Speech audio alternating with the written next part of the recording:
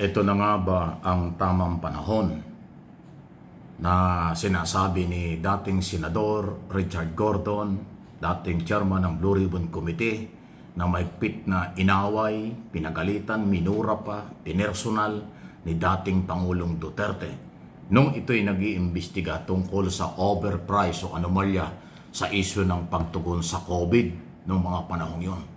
Pero ngayon ay nagkaroon ng pag-asa dahil nagsalita na ang Office of the Ombudsman na ito ay nire-revive, binuhay at katunayan ay talagang isa sa mga binigyan ng priority ni Ombudsman Remulla. Pakinggan natin itong pahayag sa media ni dating Senador Gordon. Hindi mo maitatago yung talagang kabulukan na ginawa noong nakaraang administrasyon, yung pagdarakaw habang tayo nahihirapan, maraming namamatay, ninakawan tayo. Like a thief in the night, pumasok sila. Paano mo itatago yun? Kaya kami, final namin yung kaso sa Ombudsman. Ang problema, yung Ombudsman medyo siguro nangingimi kay President Duterte. Ayoko naman sabihin niya dahil kailangan kasi nanggaling appointment sa kanya. Pero ngayon, alam ko lalabas at lalabas yan. Sinasabi ko sa lahat ng tao kung makakausap sa akin, hindi mabibitawan niya part. Sinasabi dito ni Gordon, pagkatapos ng kanyang hearing noong panahong yon, 19 Congress, nag-file siya ng kaso, reklamo, before Office of the Ombudsman, under Duterte. At sa ilalim din ito ni Justice Samuel Martires, na pinalitan ni Remulla. Walang nangyari ay ngayon bago ang Ombudsman, kaya malaki ang pag-asa niya. Hindi ko bibitawan yan at di nyo dapat bitawan sapagkat yan ay talagang napakalaking kasalanan sa tao. Kaya I'm very happy na bubalik ulit yan. Okay. Hindi and it did a lot kasi talagang siya ho nagtulak dyan. Things to you. Billion-billion ito dahil ikaw ay kumandadato ni Senator after that. Pero in this particular case, are you hopeful po na mauungkat talaga yung pinaka-utak nito kung sino man yun and ma-prosecute pa to the fullest extent? Well, unang-una yung talagang pinaka-dapat kulong, nakakulong na doon sa hig. So si Duterte pa lang, tumbok talaga niya. At alam ko hindi naman maitatago yan at siya ang principal yan. I'm confident that it will. So si Duterte talagang tinutukoy niya. Nasabi mo, tumakbo ko siya. Napilitan lang ako noon. Hindi naman talaga ako tatakbo na. Pero okay na yan. At pinangako naman yan na papatalo niya ako. Okay pa rin yan.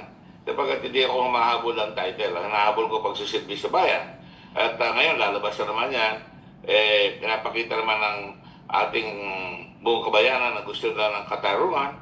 At I'm confident na sabi ko nga, it cannot have happened. The crime would never have happened without the President of the Philippines who appointed all these people through Bongo.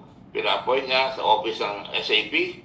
At pagkatapos, in-appoint uli kahit na may karumaldumal na mga ginawa doon sa isang agency ng gobyerno. Ikinomplay siya sa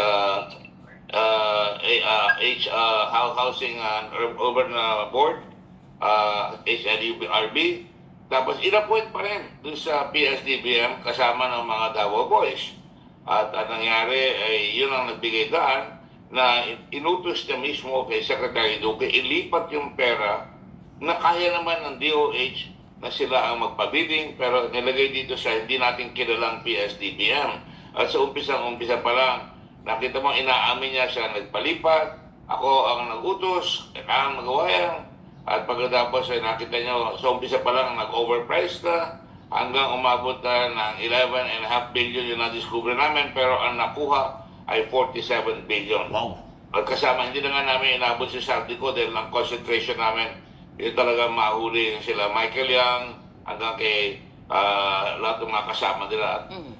Huli-huli naman talaga dahil binigyan pa ng power of attorney ang corporate certificate yung kasosyo niyang na si Lin Wei Xiong na tumago na doon sa Dubai at nilabas sila yung pera. Ang nakakalungkot lang, Peter, natutulog yung tinatawag natin Money Laundering Council. Bilyon-bilyon na nilalabas sa land bank, tuloy-tuloy sa ibang bansa.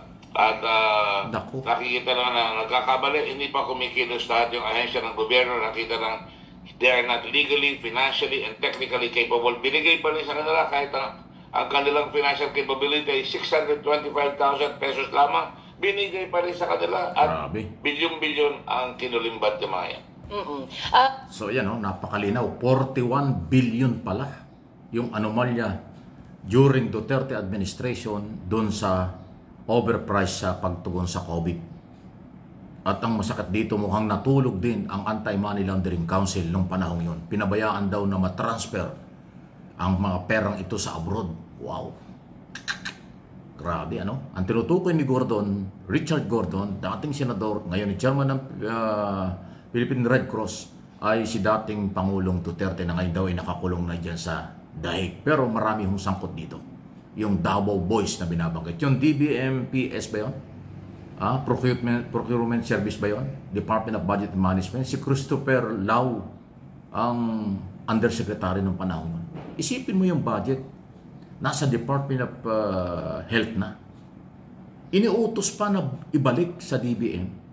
Alam niyo ang proseso ng pag-release ng pondo.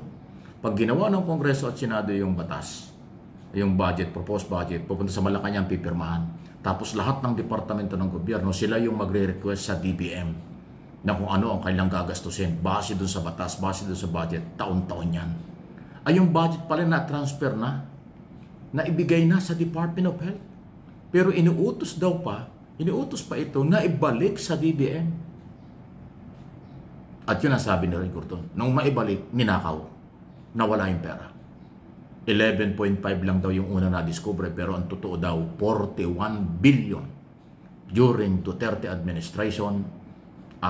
Duque, Davao Group daw ang sinasabi niya.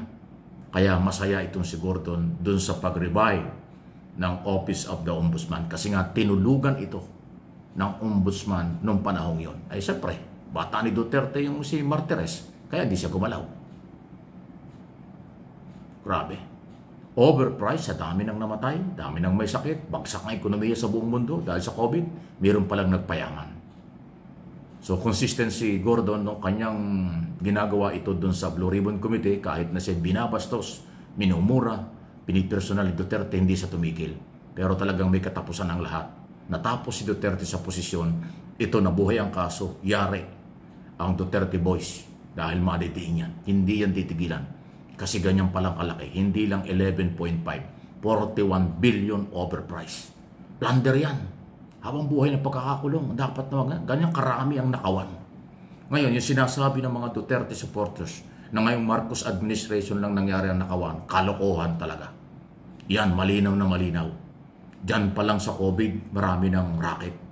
Iba pa yung flood control scam na nagsimula ng 2016 hanggang 2025. Tapos galit pa kayo sa expose ni Pangulong Marcos sa katiwalian. Wala ba kayong awa sa inyong sarili at sa inyong pamilya? Pinagnakawan na tayo ng mga abusado sa ating gobyerno noon at ngayon. Kinakampihan pa ninyo. Nasa naman ang inyong puso? Nasa ang inyong pagkatao? Ang inyong dangal kung meron kayo? Lahat ng abuso sa pera ng bayan, o sige, ipakulong. Duterte Boys at mga Duterte mismo kung kinakailangan, mga tauhan ni Marcos, mga korap na politiko, dapat ikulong. Kahit na kaninong tao yan. Kasi pera ng bayan itong pinag-uusapan. Huwag kayong bingi at bulag sa katotohanan.